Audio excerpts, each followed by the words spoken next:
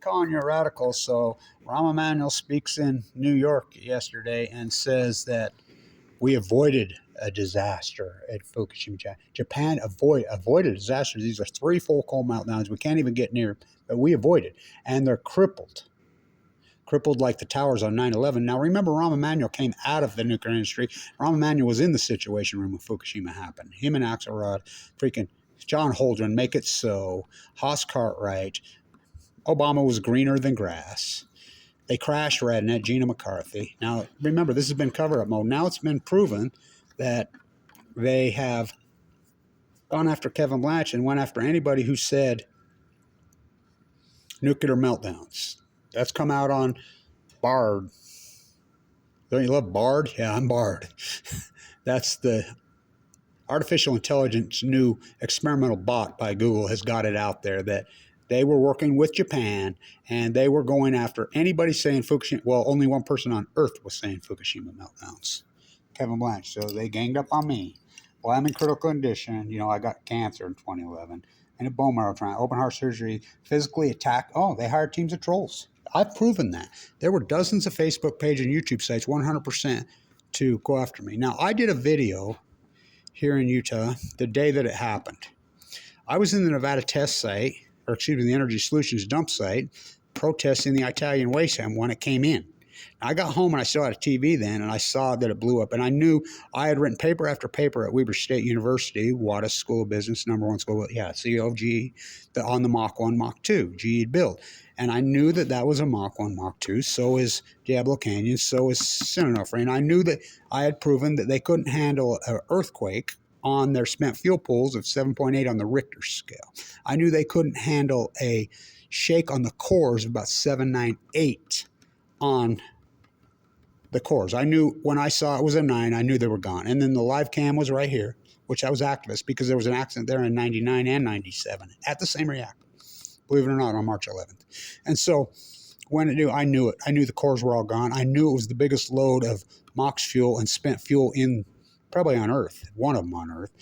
8 spent fuel pools.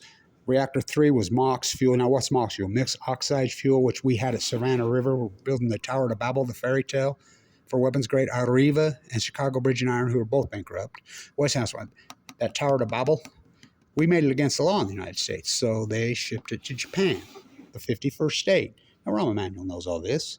He knows that Yalta by the Sea, that we run the show there. Now, how does he become ambassador? Remember, Caroline Kennedy was.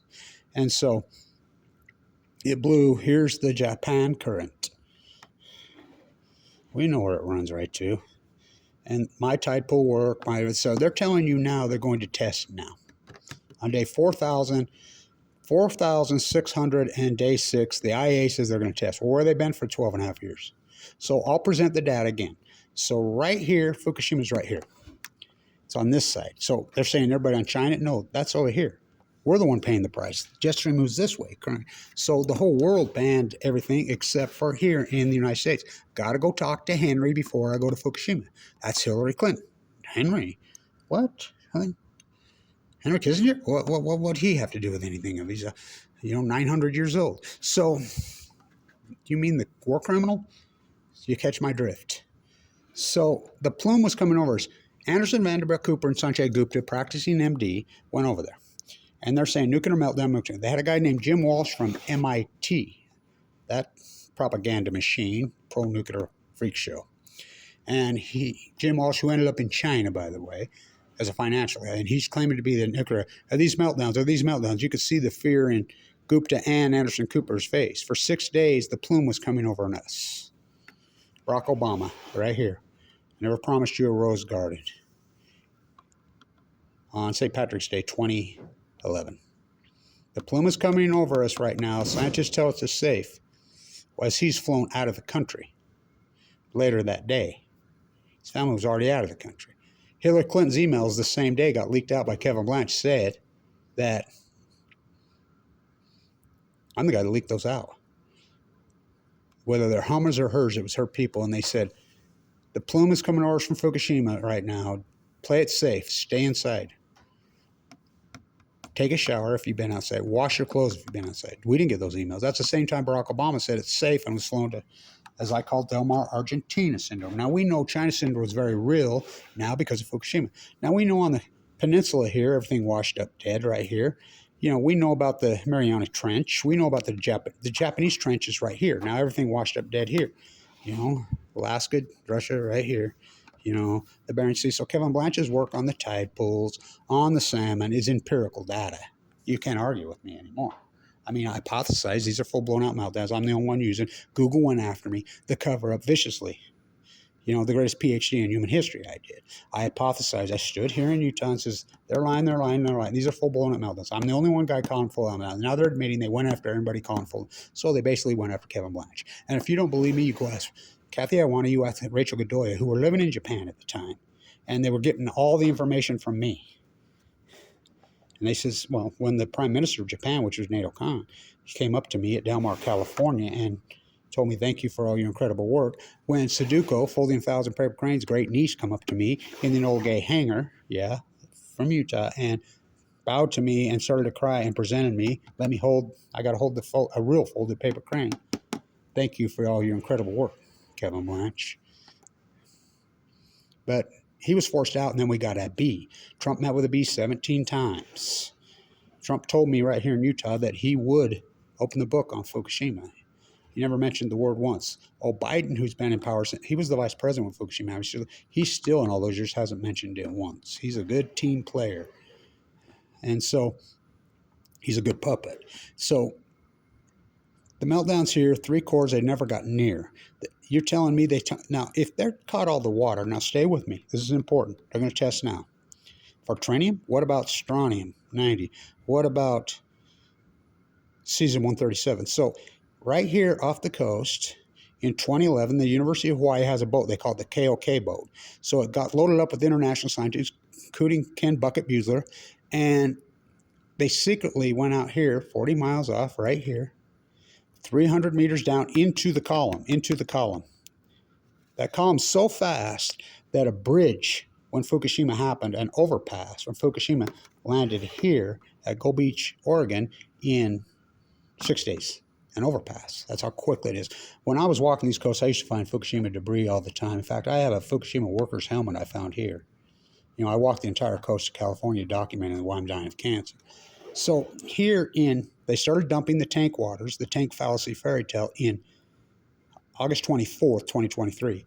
In May of 2023, the report comes out, and it's widely reported, and it's been verified, that there were fish caught right here in the harbor with 18,000 becquerels of cesium-137. Now, why cesium-137? It's the half-life. It has a short one. It's the best way. Tritium is not the best tracer element. Cesium-137 is. Remember when I got an argument with him from Stony Brook right here in San Diego, and he says, oh, this is great. We have cesium-137 in the tuna. We can finally understand the migration pattern of the tuna. What? They're psychos. And so this silver streak. So that's 180 times over the safe legal limits. Now, Japan raised the legal limits. Obama raised the legal limits 4 times. Trump just got rid of it. Now, Gina McCarthy was head of RADATION, so we had radiation divisions all over this country to detect radiation in case of a situation like this. So what did they do in 2011? They took them offline. Oh, that's a coincidence. So I'm hypothesized, Kevin Blanch, this is full-blown out meltdowns. They're going to lie. These are meltdowns. I mean, the only person on Earth. It's going to genocide the Pacific Ocean. It's going to cause a heat bubble. This heat and this energy, these are multiple metals, going to cause a heat bubble over the Western United States, which it did. The greatest drought in 1,200 years. The heat bubble, last year I said the heat bubble's shifting. You could see it shifting, and it went here. So just the greatest drought in 1,200, just a 2011 coincidence, started in 2011. I named it the Great Western North American Heat Dome. I'm the guy that named it before it happened. So I'm like, it's going to go with the tide pools first. It's going to get the sea stars, just wasting disease. Then it's going to break the chain. The salmon will be the smoking gun. And so I says, steelhead go to sea 1 to 2 years. We had record returns in 29, 10, up and down from the Kenai to the Fraser to the mighty Columbia to the Deschutes to the Rogue to the Jedediah Smith, which has no dams. They're in symphony with each other. They've collapsed in an acute, we call those outliners in science. That's not a gradual thing. Global warming, well, that's gradual, but nuclear meltdowns are how we know factually this happened acutely in a radical way. In science, we call that an outlier. So we have statistical data. So the steelhead and salmon, which live all through here, who live in the sea, they just come home. 1 to 2 years, I says, they'll collapse in 2012. They just collapsed 95% off a cliff. I says, the Chinook salmon won't collapse until 2016. They're like, yeah, record returns in 2008, 9, 10, 11, 12, 13, 14, 15. Record. I mean, millions, big hallowed beasts, where the Army Corps of Engineers is actually putting video. Come watch the live cam putting up videos. In 2016, when they crashed, Army Corps of Engineers took the live cam down. It's still down. I keep saying I'll send the crime throw. Just another coincidence. So on cue, I said, will you believe me when they collapse? Why? Because Chinook salmon go to sea 5 years on average. They'll collapse in 2016. That's your smoking gun. And it will, because we don't count dead humans in bone marrow transplant centers. Oh, Kevin Blanch does. We don't count the tide pools. Kevin Blanch does. My tide pool work alone is me on my Nobel Prize, the greatest marine biologist in the history of the country in the high desert of Utah, doing all that incredible work. That's incredible load. I mean, what raw, organic, uncut footage, which that's what a PhD is supposed to be. Off a cliff, just down 95% on these said rivers in 2016 till present. I mean, off a cliff, all of them in symphony, which she said. They live at sea. They're finally admitting they're dying. Remember the blob? I'm the first guy that reported you could physically see the blob. The pseudonauts, I says it will take the pseudonauts, which means not genuine. So the healthy plankton, photoplankton, left. So the unhealthy, which is scum, took the field. We call that the blob. And so all this empirical evidence, and it's empirical, and they call it crippled like the towers on 9/11. This is the greatest ecological catastrophe and the greatest crime in human history, and they're admitting what they did to Kevin Blanch. It's outrageous. So they're going to test now. They're going to test now. You're getting sleepy, so sleepy. Mainstream media, they don't say it for 4,600 something years. They don't use the word meltdown. Now they're going to say it. Now they're going to say it. Now they're going to say it. Now they're going to say it. You're going to go for that. The IAEA. So Amana, who was head of the IAEA, I'm in Vienna protesting this, and I talked to Amana. I'm going to Fukushima. I physically talked to him. I says, I wouldn't. He went to Fukushima, Japan. I was in Vienna at the IAEA when he died, when it got announced he died. Oh, he didn't die of cancer. Now you can look it up. He died of cancer. So these people, political dogma to their own demise. So you're going to go along their testing now, where they've been for 4,000, and I'll present the data.